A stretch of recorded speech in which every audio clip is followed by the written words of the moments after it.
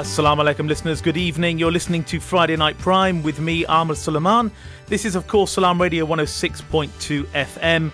As always, a warm welcome to our listeners in Luton on Inspire FM 105.1. And of course we're Facebook Live, YouTube Live, online at salamradio.co.uk. And of course our iPhone and Android apps, we're always on air for you 24/7, 365, uniting all communities.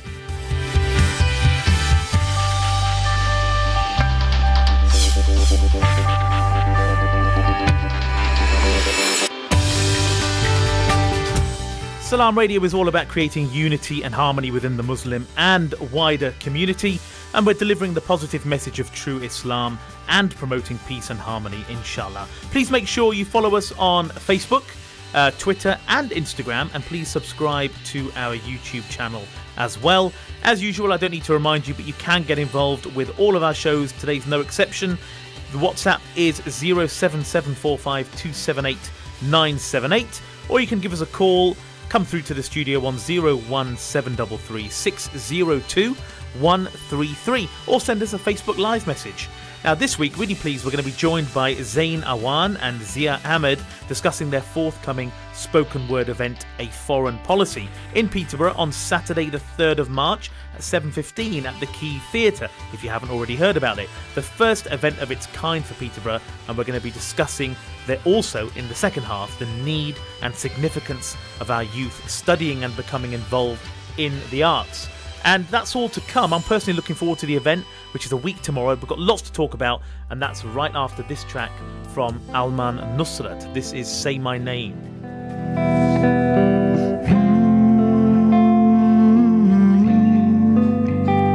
Oh, the sands kissed your feet while the winds brushed your face, and I long to be in the warmth of your embrace. Oh, the tears fell from your eyes as you cried for us, and upon my load is all of my trust. 'Cause oh, you are a mercy to mankind, and oh, you bring an ease to my mind. مولاي صل وسلم دائما أبدا على حبيبك خير الخلق كلهم. مولاي صل وسلم دائما أبدا على حبيبك خير الخلق كلهم. Not a day goes by where I'm not reminded of the trials you faced, prayers recited, the words left your blessed tongue, changing the world. Your love turns the darkest hearts into the brightest souls. 'Cause oh, you are a mercy to mankind, and oh, you bring an ease to my mind. Na na na na na na na na na na na na na na na na na na. If I could stare into your eyes for just a moment, I would live a million lives, all worth living. To stare into your eyes for just a moment, I would live a million lives, all worth living. Hold me, my beloved, say my name and call me. Hold me, my beloved, 'cause I love you. Hold me, my beloved, say my name and call me. Hold me, my beloved, 'cause I love you. مولاي صل وسلم دائما أبدا على حبيبك خير الخلق كلهم. مولاي صل وسلم دائما أبدا على حبيبك خير الخلق كلهم. مولاي صل وسلم دائما أبدا على حبيبك خير الخلق كلهم.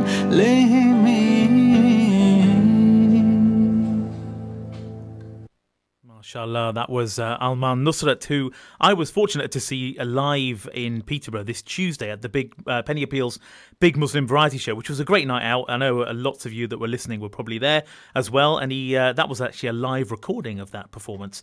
Not from Tuesday, but just a generally live recording, and I thought he's got an exquisite voice. So if you weren't there, you missed out. It really was a great night. Now, next Saturday, the 3rd of March, we have a great spoken word event being held at the Key Theatre. A foreign policy spoken word as you've never heard it. Now, for the first time in the history of the Key Theatre, 3 young British Asian storytellers take to the stage and explore what it means to be them in today's society. It's a night of poetry exploring masculinity, politics, chicken shops, grandparents, belonging, heartbreak, learning and loving. 3 young British Pakistani men present the first batch of freshly prepared reflections, stories and poems on issues and current affairs most local to them and quintessentially foreign to many. Now, Peterborough is home to a thriving Pakistani and Kashmiri community, and for the first time, as I said, in the Key Theatre, a group of these 3 British Pakistani storytellers and poets take to the stage and invite you into their homes for an intimate evening of unrequited hospitality, political mangoes and fading photos from dusty albums. It really does sound fantastic. I'm personally looking forward to this, and this is stories that will span from the Punjab to Chicken Palace, Green Street to Lincoln Road and everywhere in between. And we're joined this evening by 2 of the 3 performers, Zain Awan, local chap who I'm sure most of you know very well, and Zia Ahmed from London. Quick intro to both of them. So Zia is from Northwest London. He's a London laureate, having been shortlisted to be the Young Poet Laureate for London 2015-16, and he's a former Roundhouse Poetry Slam champion. And Zia was the Channel 4 Playwright in Residence 2016-17 for Plains Plough, and his debut play, I Want to Be Yours, will be hitting the stage this year, mashallah.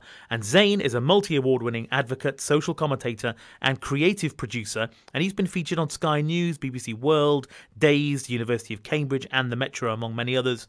And his work as a creative producer started at the tender age of 16, where he curated his first art exhibition, Project Snapback, exploring young British Muslim identity in Cambridgeshire. And in 2017, Zain co-founded the hugely successful Grand Trunk Project, which was a nationwide initiative to build bridges amongst communities affected by the partition of 1947 through creative arts and discussions. Assalamu alaikum, Zain, and assalamu alaikum, wa alaikum salam. Sorry, I'm trying to bring Zia on air as well, inshallah. Assalamu alaikum, Zia. Hope you can hear me as well. Yeah, assalamu alaikum. I can hear you. Excellent, fantastic. Well, thank you both for joining me today. This event, which I've just kind of read over, I mean, it sounds exquisite and something quite unique for Peterborough. How did the idea for this event come about? So that's to either of you, to you, Zain. So the event basically came about knowing that there's a massive lack of British Pakistani men, number one, identifying as a British Pakistani man, involved within the creative arts, and knowing that this is something which is quite close to my heart. But also moving to London and being between Peterborough and London was such an amazing space where I started connecting with different creatives. Right. But Jamal, who is one of the other performers, who's actually performing right now in Zia's performance, has actually snuck out for this interview. Oh wow! Okay.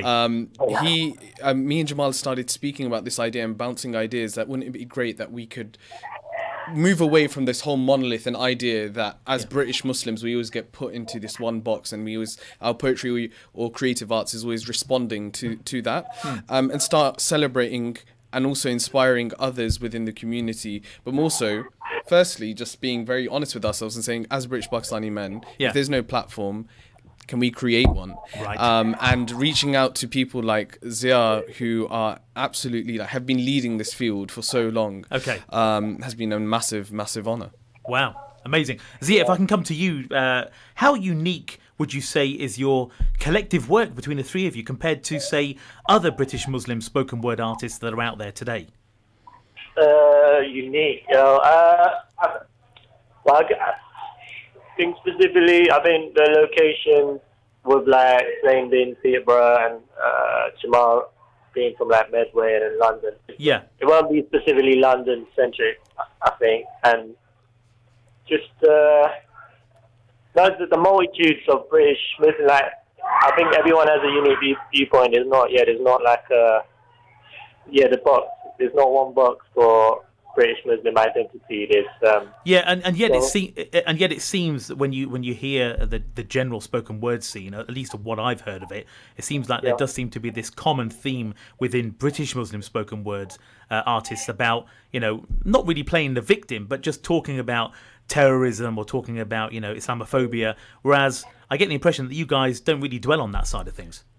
I think, not necessarily dwell on it. I think we will like point to it, but it's not a specific focus. Like these things, they do not identify. These things can happen to us, but it's not. We don't walk around like, I am a victim of terrorism, like profiling. That might be a thing that we allude to, but I feel like we all touch on different viewpoints, but it doesn't focus specifically on being a victim.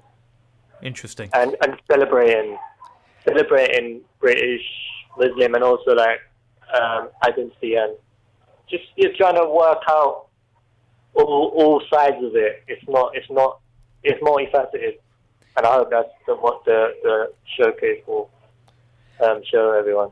That's great. Zain, what's your thoughts? I know. I think generally speaking, like the focus of it as well is the fact that we know that this is an extremely important part of the lived experience of British Muslims, no doubt. Yeah. But sometimes we can have a bit more fun with it, with this idea as well. And one of the things which I think is really telling and also quite powerful about Zia's style of poetry is the fact that the way that he explores this issue as well, right? And expands upon it, and it sort of flips the whole narrative on itself. So I know we're going to be listening to a piece later on, exactly. But generally speaking as well, the purpose of bringing three very different styles of poetry together as well is to also celebrate the fact that there is diversity within this lived experience, even just the way that we are approaching these issues. Sure. And that's, I think, an extremely important part, because when you look at identity politics, you get homogenized, right? Right. So the homogenization is extremely detrimental for our community. Of course. We are, as Ziaz just said, even location-wise, Cricklewood,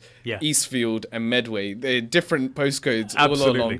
And yet there are commonalities within the lived experiences, but there are differences and diversities just between three guys who are roughly the same age. Right. But that's the whole idea. It's just having a bit more fun with it. But at the same time, one thing which I felt was lacking as well is the fact that there was not a nuanced side to us as well. There wasn't, like, we weren't given a time, or like, especially when we're given the name. You know, we've played with the name of foreign policy. The whole idea is that these themes are seen as very foreign to the Muslim narrative. Okay. But we live these every day. Right. You know? That's interesting. So that's why we've even got a piece. Jamal's got a beautiful piece about a chicken shop story. Wow. And it's actually one of the most powerful pieces. It's one of my favorite pieces Jamal's written. Okay. And I don't want to give too much away about that, because I'm looking forward to being performed. Yeah, I mean, it's great that you're giving us little tasters of what people can expect, but so would you describe this as a unique event for Peterborough? I mean, nothing like this has been put on before, has it? So generally speaking, there is a spoken word scene in Peterborough, and I'm sure Zia would know about the spoken word scene here as well. There's some very good spoken word artists from Peterborough. Yeah. I think the big thing about Peterborough now, just generally with the creative art scene, is the fact that a lot of this space has been, or we haven't been actively engaging with it, or the space hasn't been there for us. Okay. So growing up, one of the things I've always wanted to go to, like the spoken word scene nights here. Unfortunately, obviously, as a Muslim living in Peterborough, a lot of the spoken word scenes were taking place either in pubs and spaces which basically where poetry generally was performed. Sure. And for me, it became quite limiting. So when I went to London and seeing that space open up was absolutely amazing. Yeah. And I just thought, like, for Peterborough, this is going to be a really big thing. But also now I'm reflecting on it, and I'm sure, Zia, I don't know if you've heard of a British Pakistani showcase of artists specifically who are men across the UK. This is the first actually in the UK as well. Wow. Okay. So I think that's something to celebrate too. Absolutely. Of course it is. And I know the spoken word scene in London is pretty big, right? I mean, it's huge in terms of different artists. But in terms of venues which are, let's say, Muslim friendly, are they growing? And is there a vast number of those types of venues, or is there still a lot happening in pubs in London? I think. Go ahead, sir. From my experience of it, think specifically like last year and this year, there's been more specific Muslim groups putting on events. So there's a group called Makru, which they've put on a few British Muslim like showcasing spoken word, and then you got Kidder Collective, who like publish a magazine and also host spoken word night. So I feel gradually it's not just being like in a pub vibe, even though that's still a big part of it, but it's becoming more it's recognizing that there's different types of people that want to see these things, and not everyone will be comfortable in a pub. Yeah, of course. Yeah. So let me ask you both a question. Whoever wants to respond, and this is me showing my ignorance now, right? So I'm really not up to speed with the spoken word scene, but I've heard terms like slam poetry being used before. So you need to educate me and tell me and our listeners, what is there a difference between a spoken word event or spoken word night versus a slam poetry night? Ziad, do you want to take that one? Yeah, is that cool then? Yeah, go ahead, man. This is your space. So slam poetry is a specific it's that a specific showcase and strand for poems which has come over from America. And it was a way to get the audience more involved in the performances. So slam poetry has more like rules in that the piece has got to be under 3 minutes. Right. And the premise for slam is that the audience become the judge. So usually slams are scored out of usually out of 10, and then it becomes more. It's a kind of a competition vibe. It's not about the winning, but like that becomes part of the sort of handle for the audience to get into like, who's going to win or whatever. But it's more to get the audience involved with the poems and scoring them and.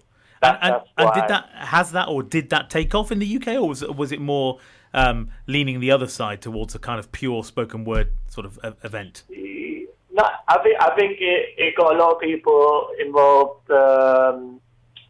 It got a lot of people. I think it did get a lot more people into it, but then it also created a certain style of poetry to fit it under 3 minutes. It was more for like, this is my interpretation. It's not a thing about like a rhythm, and that it was just trying to cram as many ideas into 3 minutes. Where when that restriction, or not necessarily restriction, when that's taken out of it, you've got more space to breathe, and you can play with more ideas, I feel.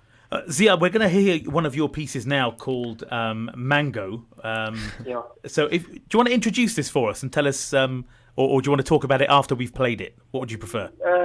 We can talk after, yeah. Okay, so this is Mango from Zia Ahmed. Mango, white mango, I don't know. Maybe it need a symbol to represent the exotic. Something like a mango. Mango into bar. And bar mango. Why the long mango? Snap poll.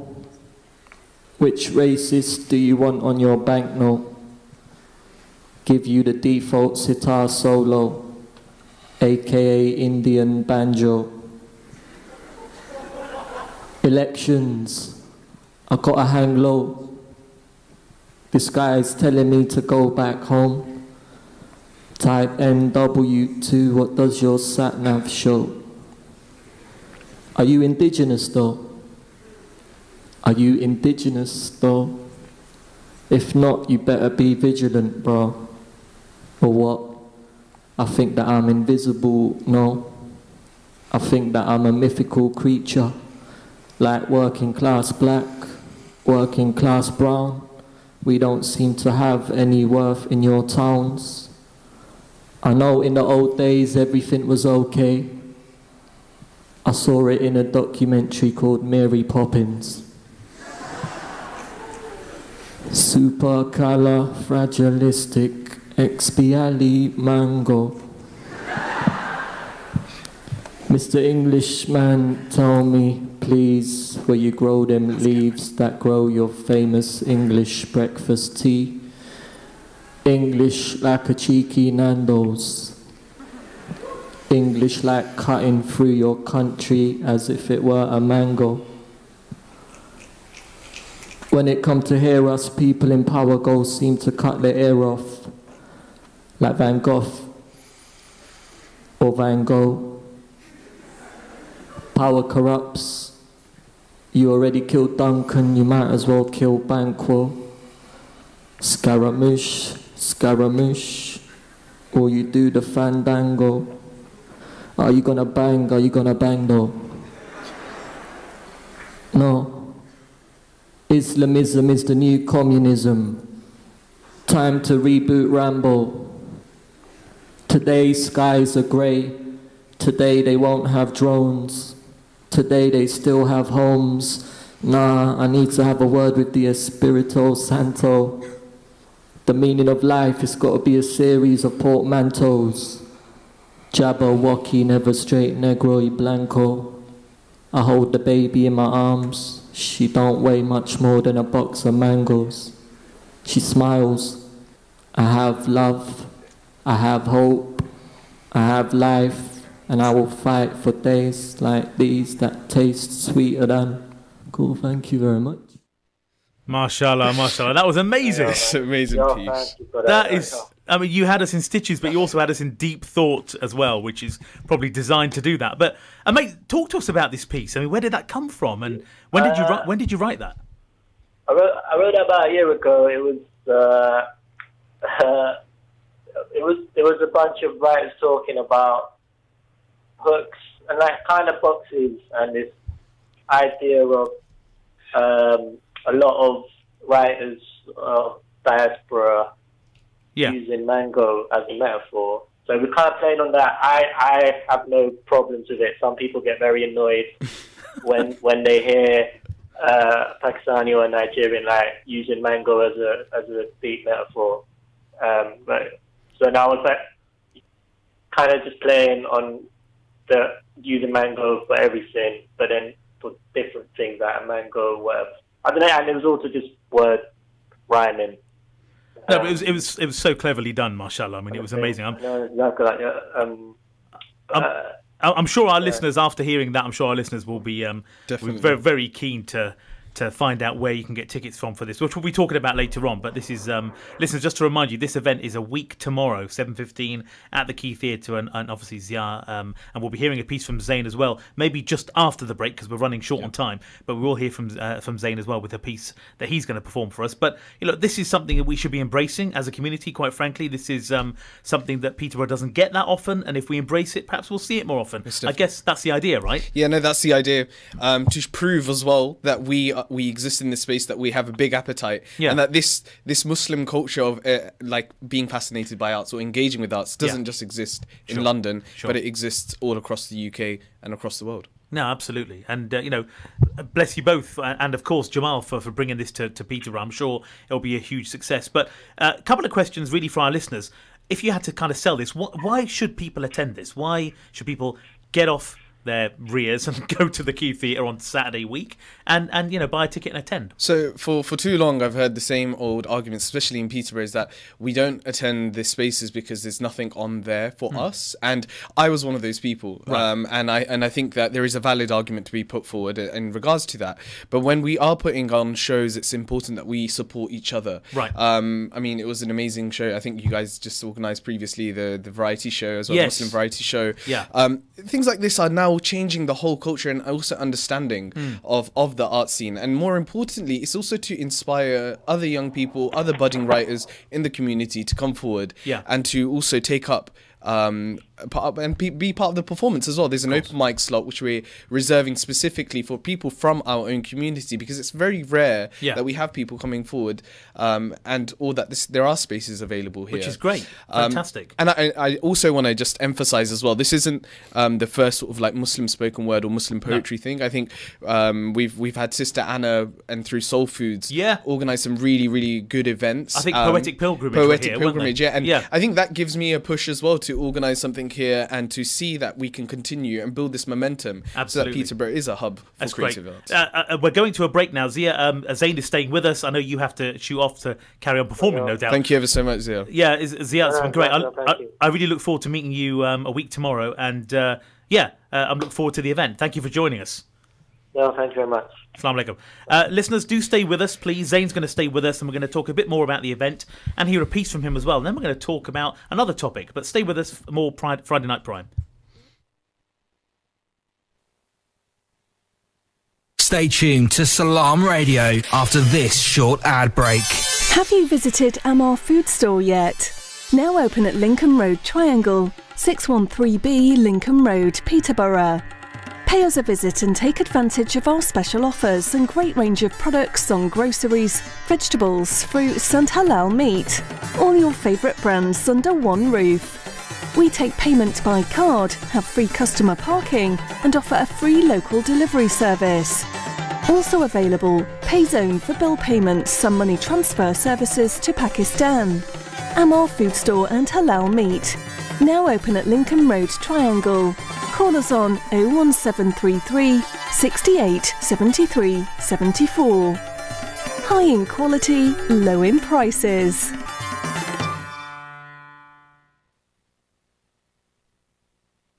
Third world and developing countries are home to some of the most vulnerable children on the planet. Malnutrition, severe lack of medical aid and access to clean water are just some of the horrific challenges faced by orphans across Africa and Asia. Children of Adam, a Peterborough charity, need your help to bring aid to these orphans for just £25 a month.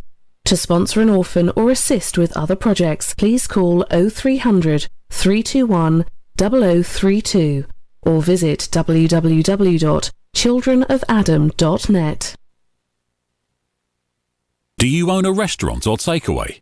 Cater Fair is an expert supplier of new and used commercial catering equipment. Visit caterfair.co.uk for quality equipment on sale at the lowest prices, or call us on 01733 310 115 or visit us at 11 Royce Road, Fengate, Peterborough. Need a great place to chill out? Look no further than The Lounge for quality food and drinks at a great price. Try our varied menu: pasta, seafood, burgers, grills, salad, soup, rice and sides. Also hot and cold drinks, milkshakes and mocktails. Leave room for our exquisite desserts. The Lounge, 417 Lincoln Road, Peterborough. Call 01733 709 306 to order for delivery. The Lounge, friendly service with a great atmosphere. Once we were with the Prophet, peace be unto him, on one of his expeditions. When we came upon a certain people, he asked them who they were. They said that they were Muslims. Among them was a woman who had a child with her. She was kindling a fire, and when the flames rose, she moved the child away. She went to the Prophet, peace be upon him, and asked, "Are you God's messenger?" He said, "Yes, I am." She then said, "You for whom I would give my father and mother as ransom, tell me if God is not the most merciful of all who are merciful." He said, "Yes, he is." She then asked, "Is God not more merciful to his servants than a mother to her child?" He said, "Yes, he is." She then said, "But a mother does not throw her child into the fire." On hearing this, the Prophet, peace be upon him, bowed his head and wept. Then he raised it, looked at her and said, "God would not punish any of his servants except the one who is bent upon denying and rebelling against him and refuses to say, 'There is no God but God.'" Narrated by Abdullah ibn Umar in the collections of Ibn Majah. This is Salaam Radio, Peterborough's Muslim community radio. Broadcasting on 106.2 FM and online. Assalamu alaikum, listeners. Welcome back to Friday Night Prime. I'm your host, as usual, Ahmed Salaam. No Faisal Mahmood this week, sadly. Inshallah, he'll be back next week. We've been talking to Zia Ahmed, who's just left us, one of the artists performing at the foreign policy event taking place 3rd of March. That's a week tomorrow at the Key Theatre, 7:15. We'll tell you in a moment about where you can get your tickets, etc., and more details about the actual event. Zain Awan is also with me. Assalamu alaikum, Zain. Alaikum salam. It's great to have you here. Thank you so much for this. And before we talk a little bit more and kind of finish up on the event, then we'll go on to another topic. I wonder if you'd be kind enough to perform a piece of your own for us on air. Sure. So this piece is called Love From. Okay. It was a piece which I wrote before I was asked to perform at A Day With Us. Oh, yes. Which was taking place, I think, last week. Last week, yeah. Yeah. And it was a really interesting event. I went there last year as well, and this year it's all about celebrating basically migrants within the city. Sure. Yeah. And celebrating the contributions that we and our parents made. And as children of migrants, I don't shy away from using that term. A lot of people sometimes don't like the term, but I think it's something to celebrate. Of course it is. Yeah. Migrants have powerful stories, but the question we get asked as migrant children, and also Zia alluded to in his poem, is where do you come from? And this is the whole idea of from. Right. And that's where the love from comes into place. So fantastic. Hopefully, so this is a piece. Inshallah. I've been asked, where do you come from? As though from is a place and not fluid like our movements. As though from is a space fixated in time, not impacted by others. As though from cannot be the start of a destination to, and the journey in between, therefore, does not matter. I've been asked, where do you come from, as though my justification of presence is yet to be authorized, stamped at the gate passports that still cannot give satisfactory answers to questions we have been repeatedly asked, time and time again. Where do you come from? Grandmother would say you are a musafir, suffer being a journey. Be like blossoming plants that winds blow, you plant yourselves in whatever place God sends. Bloom wild, bloom in love, like clouds you too will pass. Where are you from, the children in school would ask, and I would be reminded that I was not of here. That from was a place I would return to. So when to from I would go back to my place of my parents' birth, they too would ask, where are you from? For you sound not from here. Go back to where you are from, she splatters, breath still craving my uncle's korma. She orders 2 naans and sits down, enjoying a desi takeout meal with an Ant and Dec box set. You ain't from here, she says, as though from is where she belonged, but I cannot stay. Slurps that you ain't English and you ain't from here. From England, boxes of chocolates and jumpers are sent, and time well spent earning money where the bitter price of our birthright reduces us in front of cousins who from here cannot be. They are sitting, asking what from looks like. Is from just as they say in the movies, and I too cannot tell them. An Italian lady tells me that this is no longer the Peterborough she used to be from, as though from can change with histories and stories of new arrivals.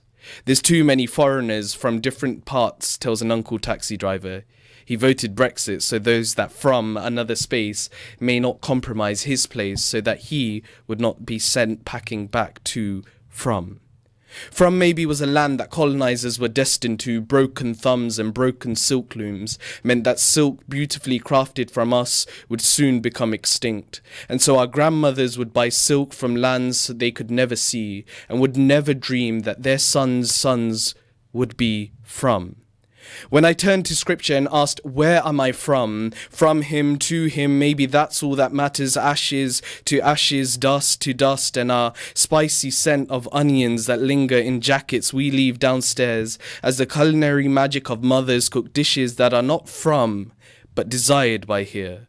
Can your mum make us some samosas?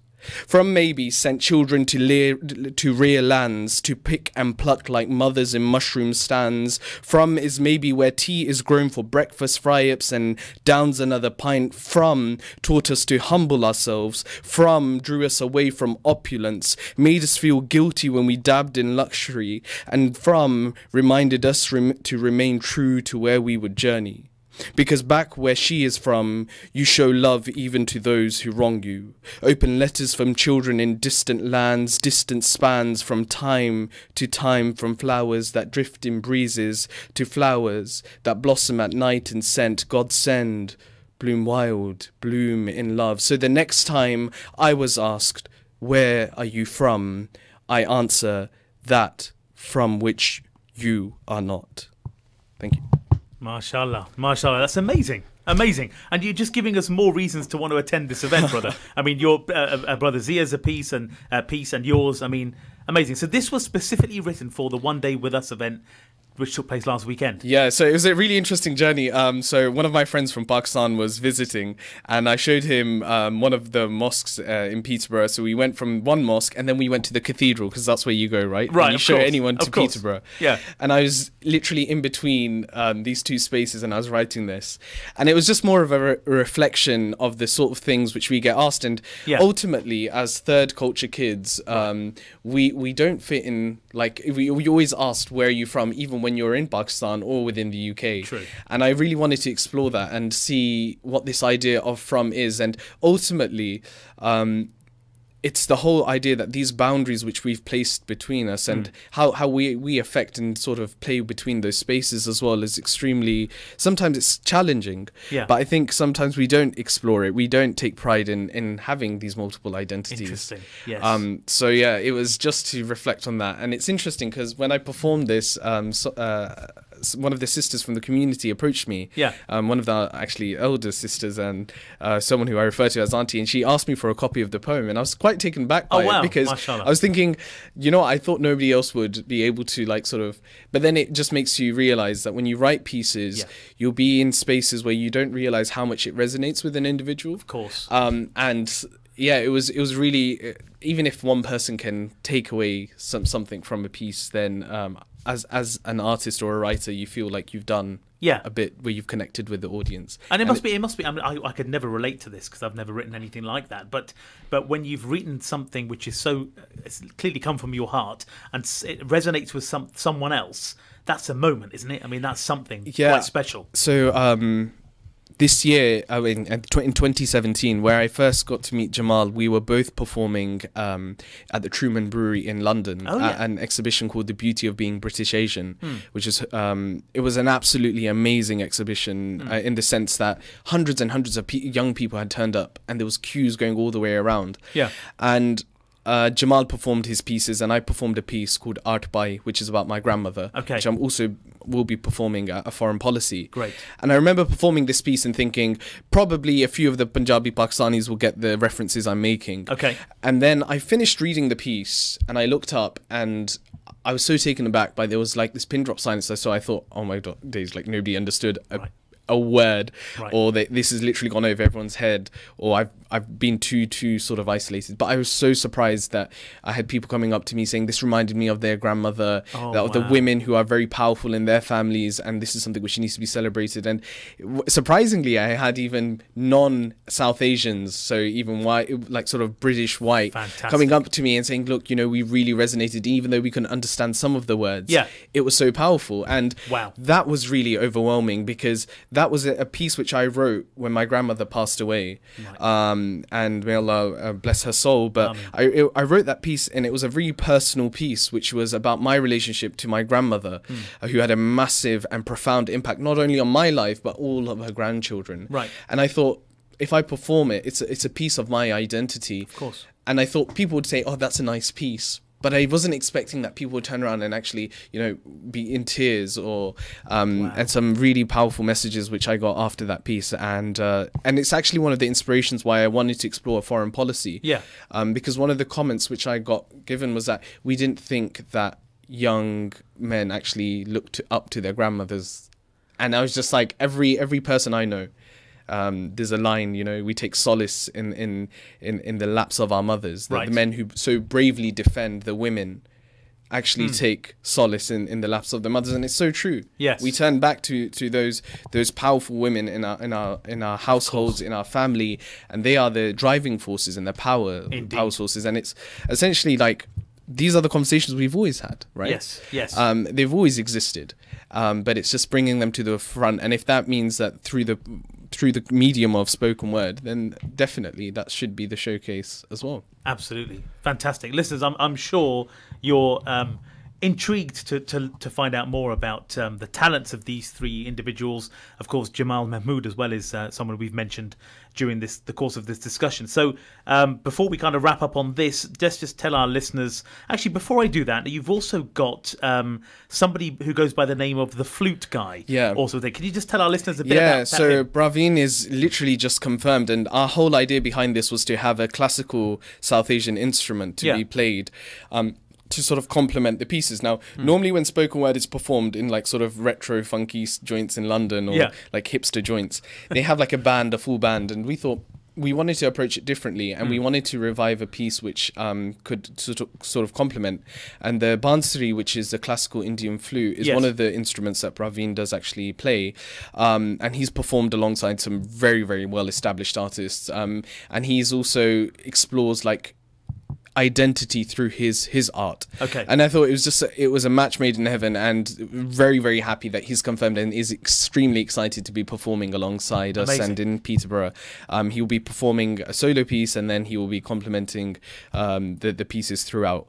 So it's a very experimental, for us.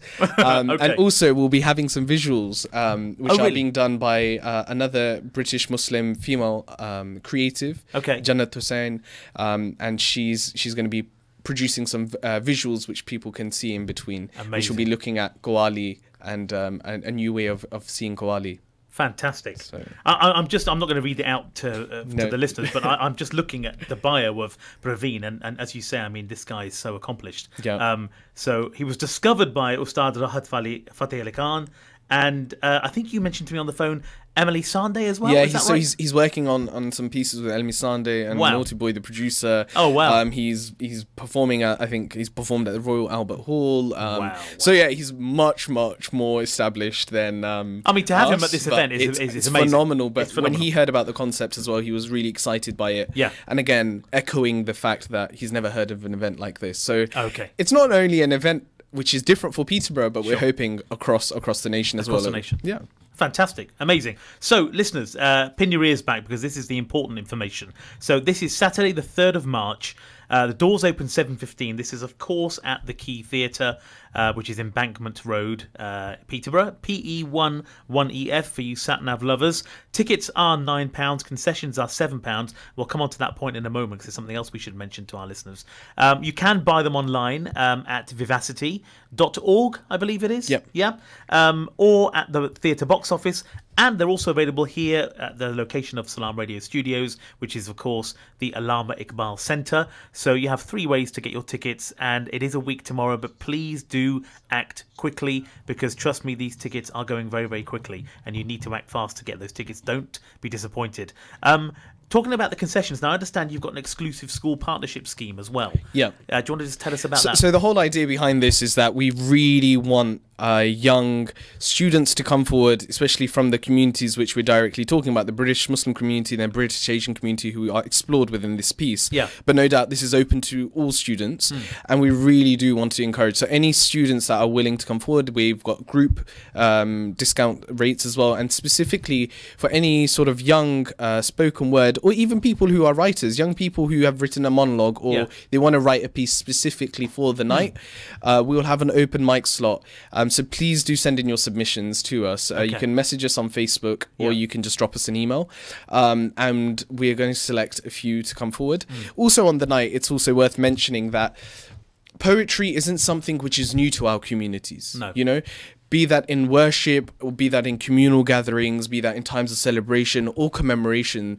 When I'm looking at the British Asian experience, because that's something which I can talk about, poetry is an extremely important parameter of our identity. Yeah. So paying homage to that, one of the things which we're trying to also secure, and hopefully everything will be finalized by this coming Monday, we are securing some small shairi sections from in Urdu, which will be translated as well at the beginning. Brilliant. And then that will will be followed by a recital of a very famous poem called the Saif al-Muluk. Okay. And that's going to be recited. Now, the whole idea behind that is to also show that the poetry has been an intergenerational experience, and the symbolism of that is extremely important. Yes. And I think that's something which also is there. But in terms of the school partnership scheme, there is slots which are open. Okay. And inshallah, one of the other things which we are looking at as a foreign policy, and we mentioned this from the offset, is that we are looking to deliver workshops to sort of get more young people involved. Brilliant. And we are targeting this at young British Muslims. So any listeners which are there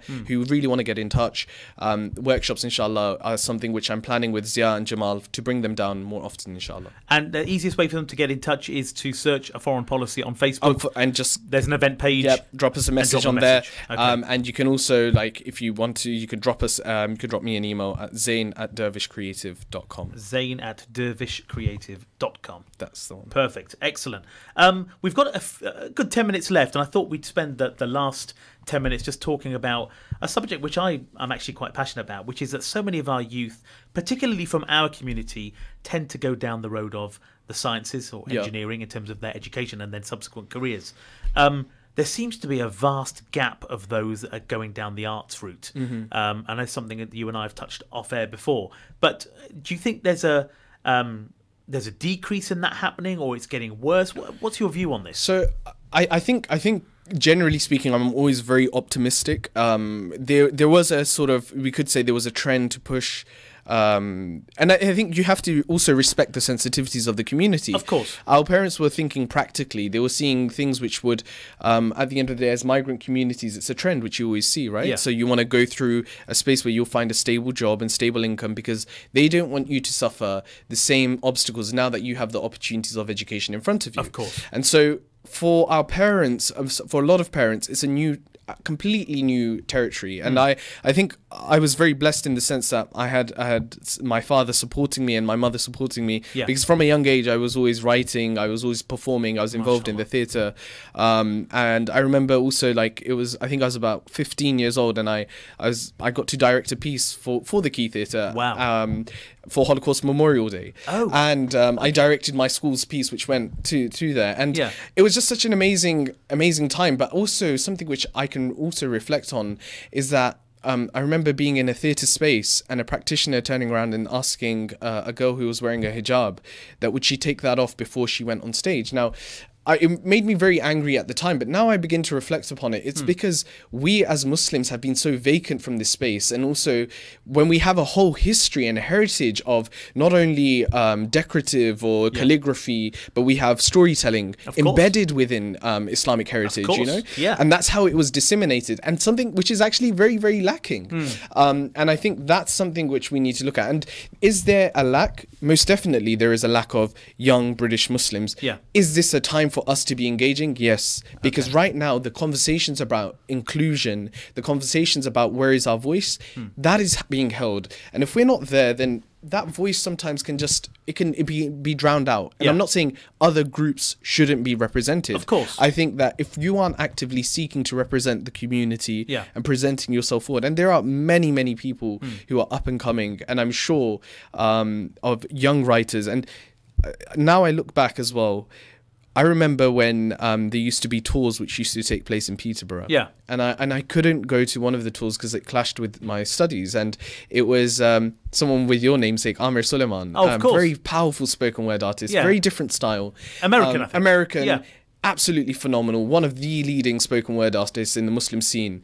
And I remember searching him on YouTube and thinking, wow. Yeah. And for that moment, seeing that, fair enough, we were different ethnicities, but it was another Muslim who was speaking about his faith, but he was also speaking about love. He was also speaking about the conversations he's had. And he has a piece called She Prefers a Broken Neck. And it's to a broken heart. And seeing a Muslim, a visibly Muslim man speaking about something so intimate about love was so powerful. But at the same time, he's written pieces which explore all different sort of things. And for me, that was extremely inspiring. Yes. And now I just think about it. If that sort of generation, if my generation was inspired by people like Amr Sulaiman, then there needs to be.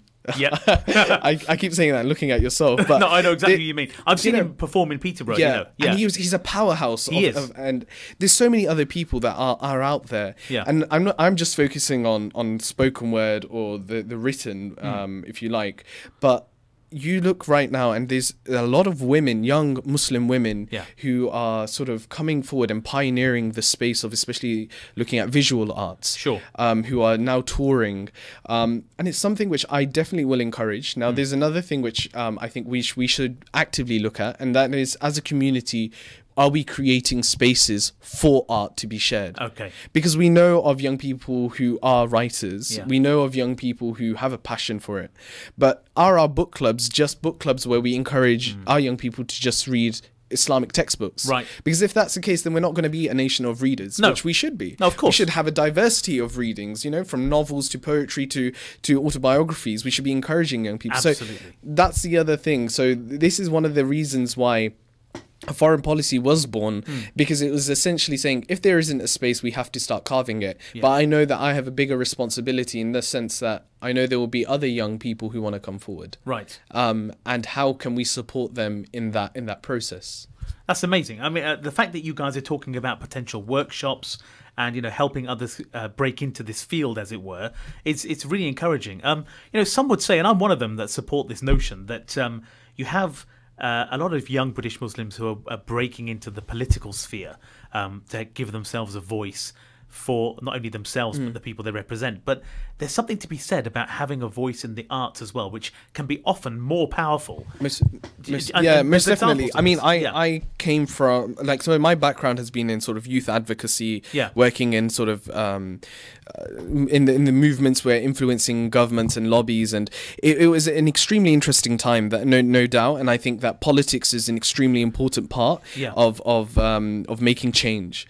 But where arts and culture come into place, if you confuse arts and culture with politics, you can have an immense impact. When you look at even the movements against the Nazis in Germany, the White Roses movement, these are all things which were done through arts and culture and disseminated through young people, and these movements were so iconic. And if you look at even Islamic heritage and history, art itself was not art for the sake of it. Sure. And if we were to apply that today in our sort of very basic understanding, if we could use art as a tool for advocacy, but also for self-worth more than anything else, before we begin to advocate about anything else, self-worth and realizing where we stand and our exploration with that, I think is extremely important and extremely powerful. And as you're mentioning, politics is one route to seeking change, but in society, arts and culture have a massive impact. Culture impacts the way that we understand and the way we engage.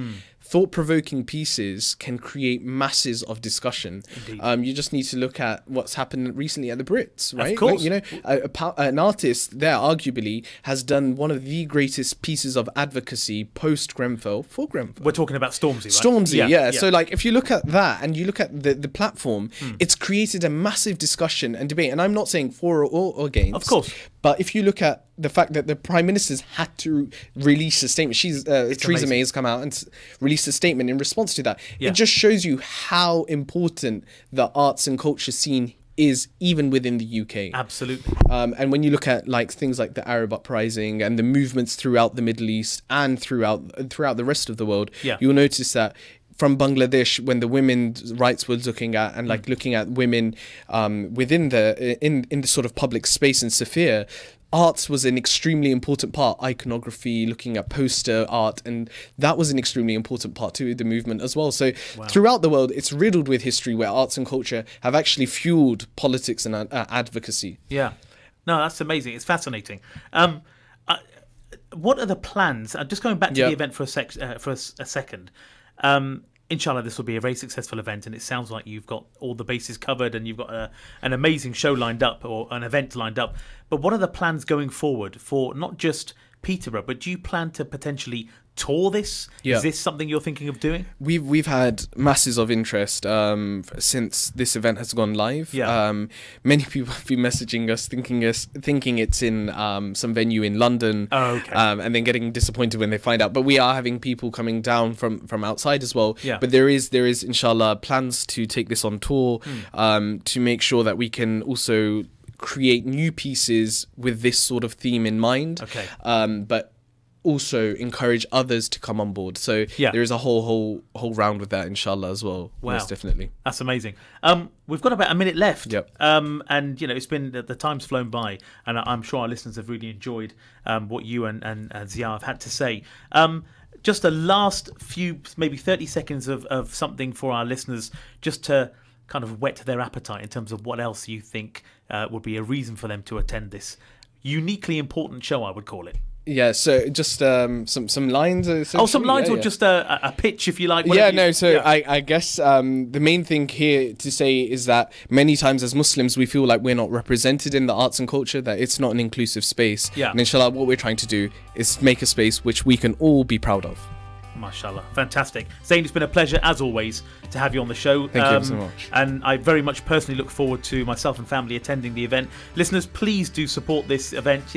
We need more and more events like this taking place in Peterborough. And the only way that's going to happen is if we support these events by attending. So you know where you can get your tickets. Once again, it's at the Key Theatre box office or vivacity.org or here at the Alama Iqbal Centre. You've been listening to Friday Night Prime. I'm Ahmed Suleiman. I've been joined by Zia Ahmed by phone and Zain Awan, of course. Inshallah, we'll see you next week. Assalamu alaikum. Stay tuned to Salaam Radio after this.